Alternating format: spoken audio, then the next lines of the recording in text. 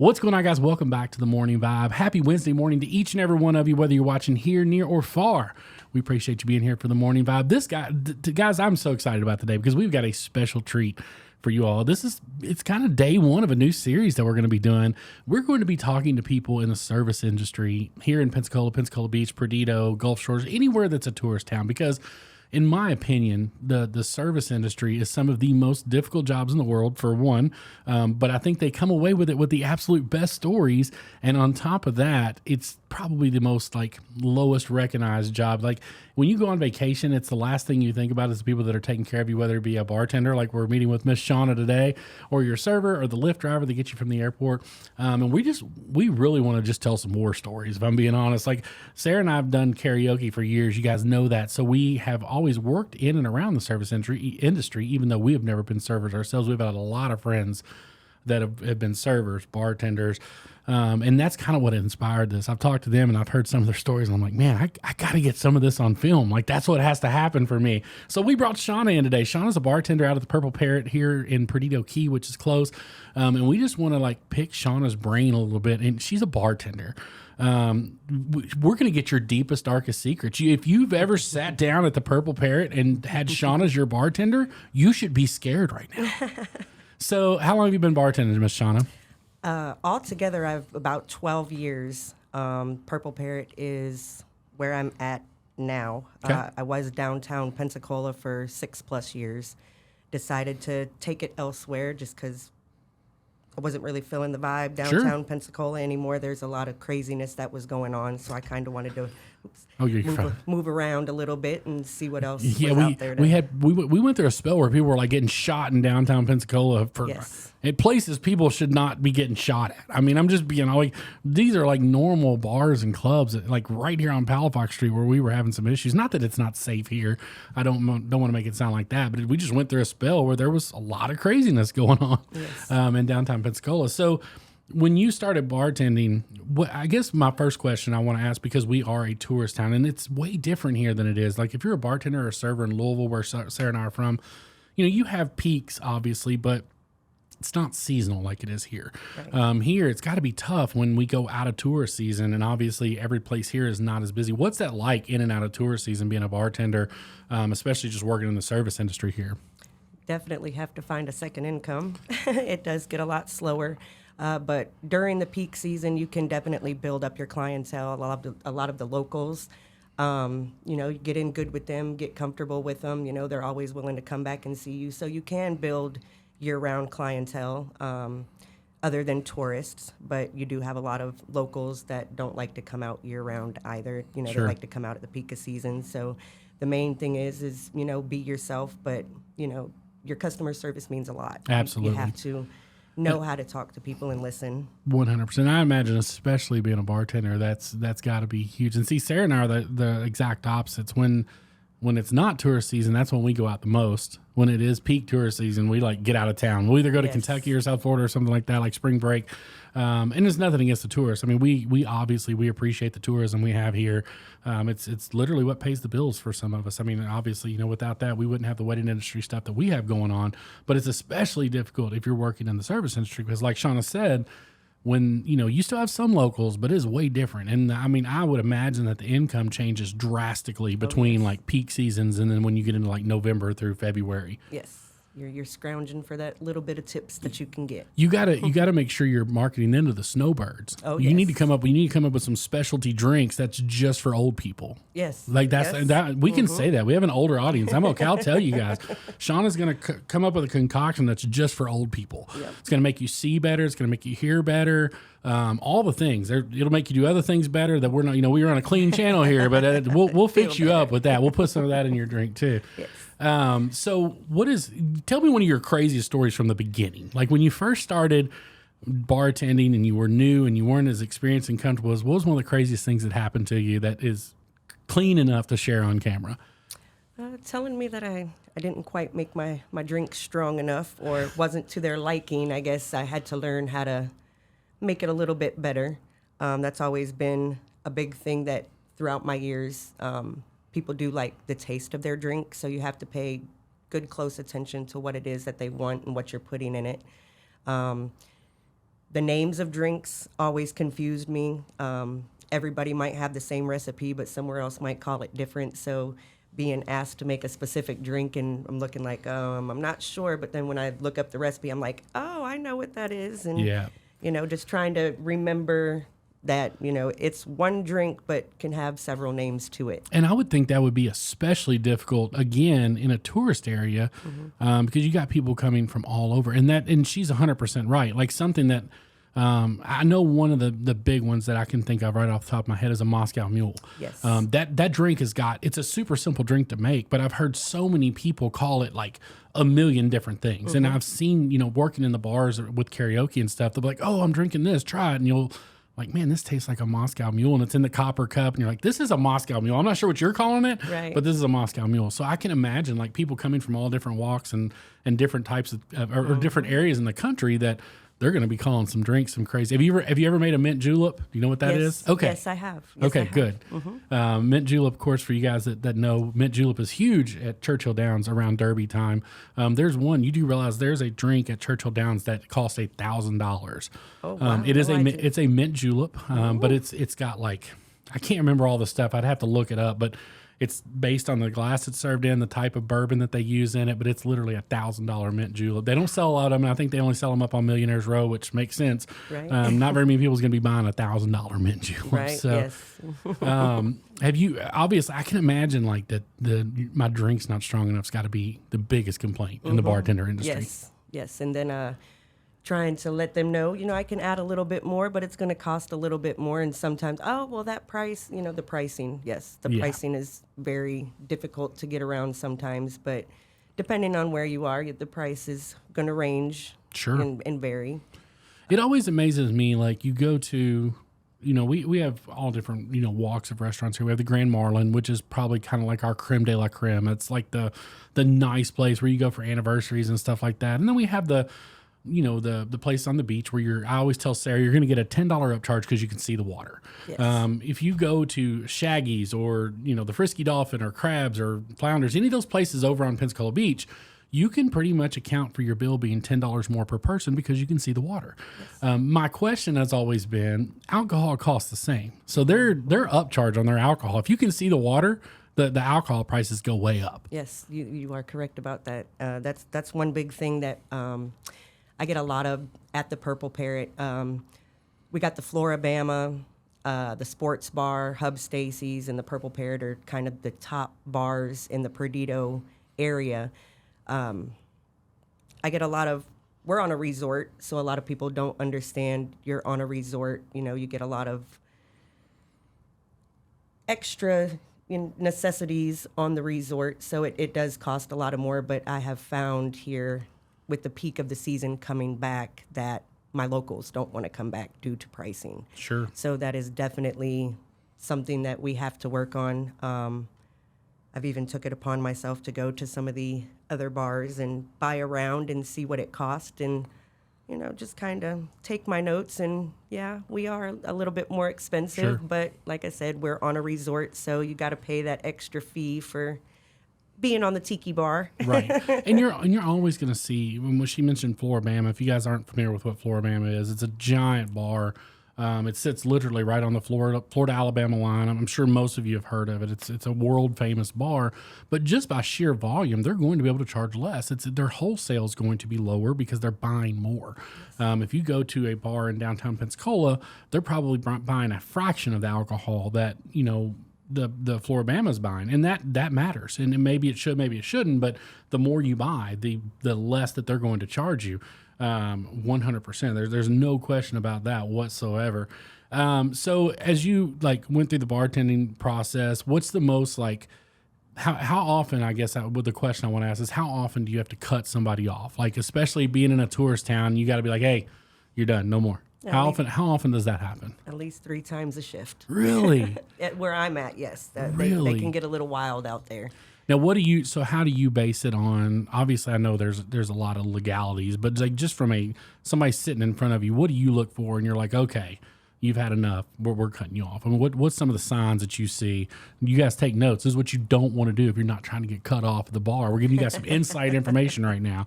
What are some of the signs you look for that somebody's had enough? They need to stop. The dozing off at the bar. I do get quite a few that are ready to take a nap. Just the swaying, and they're afraid to get up off of their chair. That's a good sign for me. They'll try to get up and kind of lean back down a minute and then lean up against the bar, and you could just kind of tell in their face, hey, you doing okay? Do you need some water? And I do ask my customers after so many drinks, hey, would you like some water? Get a little bit of water in between. I know you've been here for a while today. It's hot outside. We are an outside bar, so I like to pay attention to that as well. Sure. And then the getting up and actually falling down, or I've had some people actually throw up on my bar. Oh yeah, the PYT's brother, man. We went out one time. We were up in Michigan. He should have been cut off long before he was, but it was crazy because her aunt wasn't like it was their first date, right? Teresa's boyfriend or whatever. It was like the first time they'd ever been out. And she was actually running karaoke at this place we went to. So she was like involved in this place. Well, Sarah's brother goes and he has way too much to drink. And he's super chill. He's not bothering anybody. He's like leaned back in his chair. And Teresa's brand new boyfriend is sitting directly across from him. And just out of nowhere, he just sits up and he's like, "Ah!" And it just everywhere. And all of us were like, did they date very long after that? I don't remember. I don't feel like they did. They couldn't have. I mean, her nephew threw up on him. I mean, it could not have went very far, after that. So, and I think that's happened to everybody. I'm not a heavy drinker, but you guys have heard, we posted a podcast a couple weeks ago on the Man Trip. We talked about that one Friday night over at Sweet Dreams Karaoke Bar, and that's the truth. If you sit there and you drink, it doesn't hit you till you stand up. That's when it gets you. Like one of the worst I've ever been. I was sitting at the house. Was playing Call of Duty one night, and Sarah was bringing me beer, and I just wasn't keeping up with how many I was drinking. I'm sitting around playing games, and every time she'd walk by, she's like, "Hey, you want another beer?" And I'm like, "Yeah, sure." And I drink like 4 or 5, but I don't drink that often. And like I thought I was fine, and then I stood up to go to the bathroom, and I was like, "I'm drunk. Like yeah. I'm straight drunk sitting here playing Call of Duty right now." So. Have you ever been in a position where you had to completely kick somebody out of the bar, like send them on their way? Yes. Yeah. There's been a few. Any like really grand ones that stick out in your mind? We did have one lady. She got a love little. It when they get the ladies. Yeah. The ladies are a little bit worse out there than the men are. To be honest, they're you heard more it about, here, folks. They're more about partying and having fun and letting loose. The guys just like to sit back and watch and laugh. But yeah, we had one lady that she got a little crazy. Guys were buying her drinks and things, and she decided to kind of come out of her clothes and things like that. And that's why we buy the drinks. We're not trying to kid anybody. Hey, we know what's happening. Yeah, so she was having a ball, but it got to the point where we are on a resort. There are children that do like to come out to the pool as well. The bar is adjudicated with the pool. You can come right out to the pool to the bar. So it did get a little wild and crazy. So we tried to get her clothes back on, and she wasn't really having it. She enjoyed what she was showing off, and we had to get one of our guys to wrap her up and escort her back to her room. And she was more than welcome to come back if she would like to, but she needed to put some clothes back on. How do you come back from that though? Like, who's the person that happens to that they just walk right back out there like nothing happened? And she did. She came really? back. She came back about 2 hours later. She was sober and ready to start again. Yeah, that was the thing. And she came back the next couple days before she actually left back to where she. I mean, was visiting. Aside from the children, I mean, obviously, if you got kids around, you got to be smart. I mean, but I guess aside from that, I mean, I guess her thought was, I got it, I'm going to flaunt it. Obviously, if there's kids around, you got to be more mindful, of that kind of stuff. But that's always the thing that sticks out in my mind. Anytime I see something crazy, whether it's a fight or something like that, somebody has to be escorted out. I'm like, what's going to happen when that person comes back? But you're saying she was just like, not a care in the world. I'm back, nothing and happened round two. No worries for me whatsoever. Yeah, she had fun, but she didn't. The second round, she was good. She was good. She didn't get a little too crazy that round. All right. So my next question is, what is your What is your number one drink that sneaks up on people that you make it and they think they're okay, but then they drink a few of them and then they're not? Like it just knocks them on their butt real fast. What drink does that? Mine is the Tropical Incredible Hulk. And everybody is familiar with the Incredible Hulk. That's a big one from out of New Orleans. I just put a little twist on it, make it more feminine, give it a little bit of fruity, tropical vibe to it, and that definitely will creep up on you. Just adding a little bit extra liquor to it, but everybody seems to like it. It's a big hit. I do sell a lot of those. That sounds like something the PYT would really enjoy. That. Have you ever heard of a purple nurple? Yes, I have. Okay, well, yes, me too. The drunkest I've ever been in my entire life was off purple nurples. I was singing karaoke one night, Sweet Dreams Karaoke Bar, and this lady started buying me purple nurples, and I thought she was buying, she came out with a whole tray, and I thought she had bought the tray for the bar. She bought the tray for me. I'd already drank a lot that night, and I drank one of them, and I looked at my buddy, and I'm like, hey, these don't even have alcohol in them. We're good. Tastes like Kool-Aid. Here's the kicker. They do have alcohol in them, whether you can taste it or not. They 100% have alcohol in them. Do you have a drink you just hate making? Like when somebody comes up and they order it and you're like, oh, not this again. Is there a drink out there like that? Not really. Yeah, I really don't have one that I don't like to make.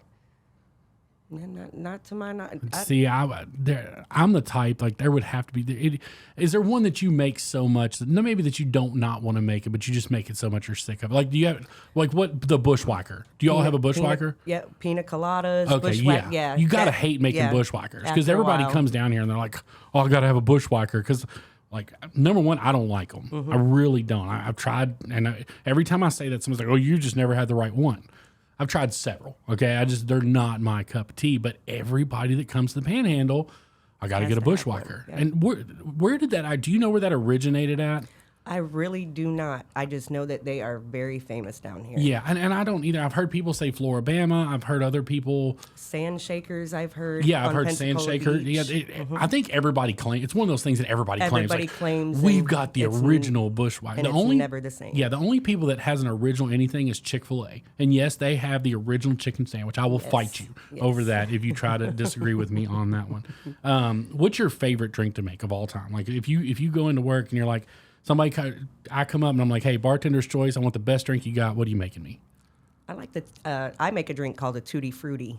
That's a real popular one. I like to ask people what kind of liquor they like.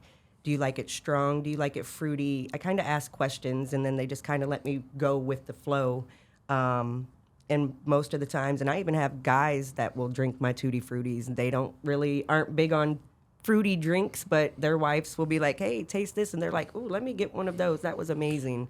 And see, I'll tell you right now, I've never been that dude that and I understand there's some that you walk in and you're gonna drink a beer because you're a man and that's what and I get it. I have no problem with that, but I am the type, if she gets a drink and we're somewhere, we're on vacation or whatever we're doing, and I like it, I will order one. I don't care if it's called, the pink and fluffy. It doesn't matter to me.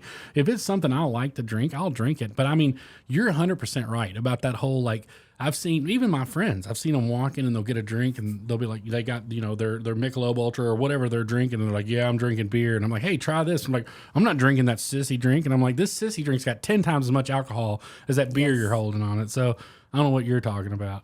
I don't want to get too far into it, but what do you all have on tap there at the beer wise? Are you guys pretty open on your taps? We don't have a large selection on tap. We do a Yingling, Mango Cart, Sour Monkey, Bud Light, Blue Moon, things like that. That's really the only ones. But we do have a large beer selection, in cans and aluminum bottles because we can't serve glass out there being on a resort. But we do have a large selection of beer and plenty of liquor to go around. I tell you, one of the things that really shocked me when we moved to Pensacola was how many breweries we have right here in Pensacola. I mean, and we have a lot, and a lot of good ones. Anytime you go to a tourist town, we went down to Bradenton, and we kind of did a brewery tour down there, and they had some, but none of their originals were really that great. But here, like Pensacola Bay Brewery, their lagers and their amber ales are probably some of my favorite beer that I drink, hands down. Yes. But we've got some really odd colonies, got some really good like home brews that they do. And I'm not really a microbrew guy. I mean, I'm not one of those people that like, oh, I got a microbrew, it's not a beer. I can go get a Yingling and be just as happy. But we've got a lot of good breweries. Yes, do you have a favorite brewery here that you can say? I know you're a bartender, and I don't want you to step on anybody's toes, but you got to have a favorite. I do like the Pensacola Brewery. I do. I do know quite a few people that work there. You talking about Pensacola Bay Brewery? Yeah, Pensacola Bay Brewery, yeah. It's okay. That's our favorite, too. I mean, hands down, it's our favorite.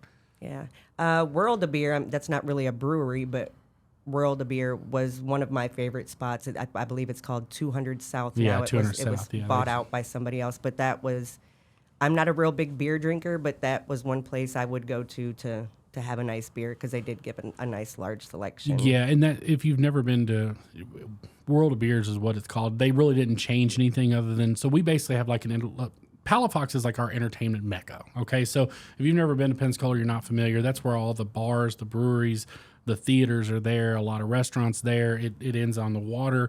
You got the Palafox Pier. Well, there's one section down there in the 200 block, and they just call it 200 South, and it's basically Graffiti's Pizza. It used to be World of Beers. Taco Agave's there, and then there was Blend Lounge was the other one.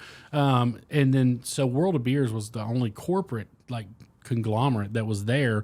They got bought out, and then they just changed the whole corner to call it 200 South. But they still have the whole selection of beers that World of Beers have, and it's like 200 beers or something like that on tap. It's crazy. Yeah, it's a lot. Yeah, so if you like me personally, if I go to a bar or I go out to have a drink, I want a on tap beer. Yes. And that's just me personally. I'm not big on. I mean, I'll drink bottled beer and stuff like that at home, but if I'm going to be out and about, I do want like an on tap beer.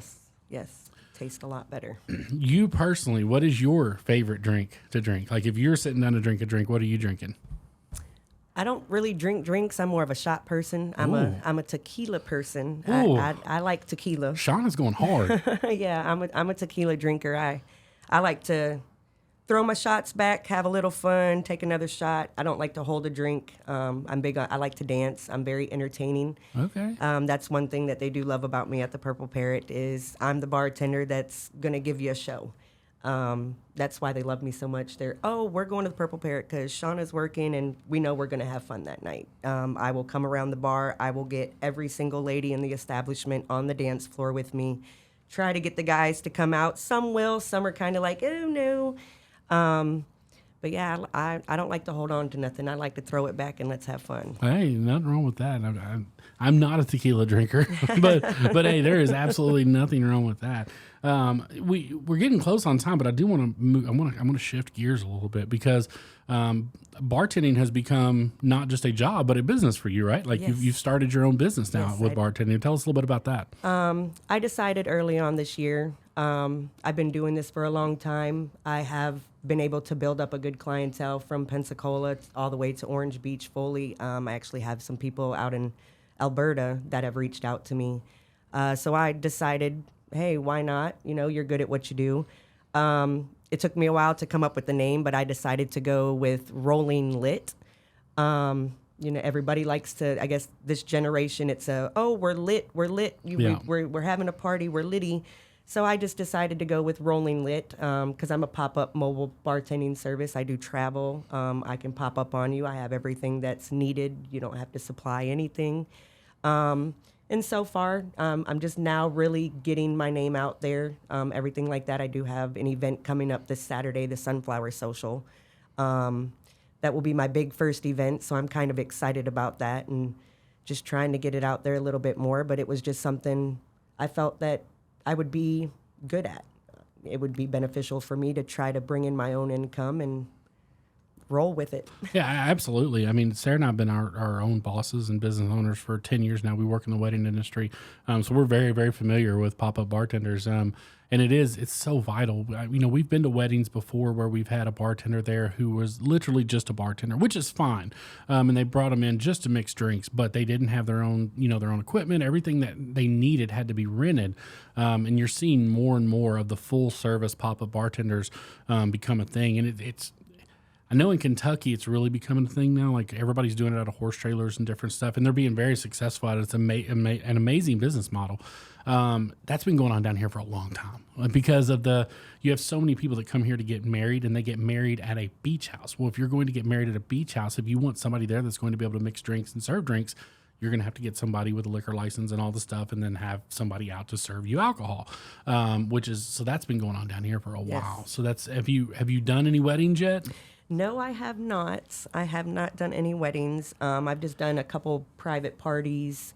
And like I said, this Saturday will be my first community event that I'm involved in. But I have been looking into other events that are going on in surrounding areas. A lot of people have reached out, hey, we have this event going on. Would you be interested in coming and, putting your name out there? And, I do prepackage my drinks for those events just so I'm able to sell them. I can't make them on site, but everything is pre-made, and I'm able to send them out there with my name, and you get my business cards, and this is what I do.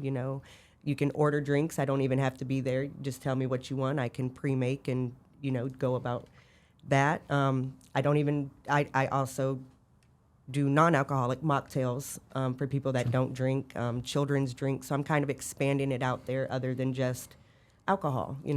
Sometimes people don't drink. So yeah, and options. That's a great point. And we've brought this up in the wedding side of things a lot because it's so important to have I don't want to get like too serious, but it's so important to have non-alcoholic options at an event because you don't know what every guest there has been through. And they don't want to be asked questions. So if everybody's drinking and having a good time, and this guy, the only option he has is a glass of water, somebody's going to come up and be like, hey man, why aren't you drinking tonight? I mean, it could be a recovering alcoholic. There could be a multitude of, he could be on a medication, anything that he doesn't want to discuss. So I always tell people it's so important to have an option there that's not a kiddie drink and not water. So, have a non-alcoholic beer, have a non-alcoholic mocktail, something that somebody can put in their hand and they're not going to be put in an uncomfortable situation where somebody's like, hey, because nobody means anything by it. They're not trying to make them feel bad. It's a natural question. When you're with all your friends and everybody's drinking and having a good time, 9 times out of 10, if somebody's not drinking, somebody's going to come up and be like, hey, you want me to grab you a drink? Why aren't you drinking tonight? Yes. So if nothing else, get some liquid death, because that looks like, alcohol, and it's just water, and it's just water in a can. Those guys are marketing geniuses, by the way, yes. Because all they're doing is selling you like four times higher waters, but they made them look like alcohol so they'd be cooler. And now kids, that's all they want to drink. Kids just want to drink liquid death. That's it. Yes. So you can get it sparkling or straight, however you want it. Anything you want to add that I haven't touched on about the bartending service industry in a tourist town? I mean, I know it's tough. It's got to be a tough job. Just always be nice, be patient, and don't forget to tip your bartenders, because the more you tip, the better your drinks usually are, and they'll come to you first. That's one thing we do pay attention to, who's taking care of us, and we'll take care of you in return. Yeah, 100. And that's so true. And that's everybody in the service industry. Like, I'm telling you guys, you never know how difficult of a job being a server is. And look, I get it. There's some bad servers out there. I told you, I've seen them. But there's way more good servers, way more good bartenders. The one thing I would encourage you to do as we wrap this up, if you walk into an establishment and you see your server and you feel like you're getting less than stellar service, just before you start complaining, take a minute to look around. See what that server's doing. If that server is running around to 15 tables and they're like hauling ass the whole time they're there, you're not getting bad service. They're doing everything they can do. Now, if you walk in and you're the only table there and you can't get drinks and you see 3 servers sitting in the back talking, then yeah, you're not getting very good service. I mean, it happens sometimes, but for the most time, if you'll just take a second to look around at what your server or your bartender's doing, if they're running back and forth and running like crazy, you're not getting bad service. You have walked into a very, very busy establishment, and they're probably doing everything they can to take care of you. So just show a little bit of patience. That's all you have to do. Be a little bit patient, be very nice, and they're going to take care of you in the end. And guys, that's all I got for you today. Shawna, thank you so much for sitting down with us. I truly hope you enjoyed yourself and being here. Guys, that's all I got for you. As always, make sure you find a way to make somebody smile today. You never know. It just might change the world. We can't wait to see y'all on the next one. Y'all take care. We'll see you soon.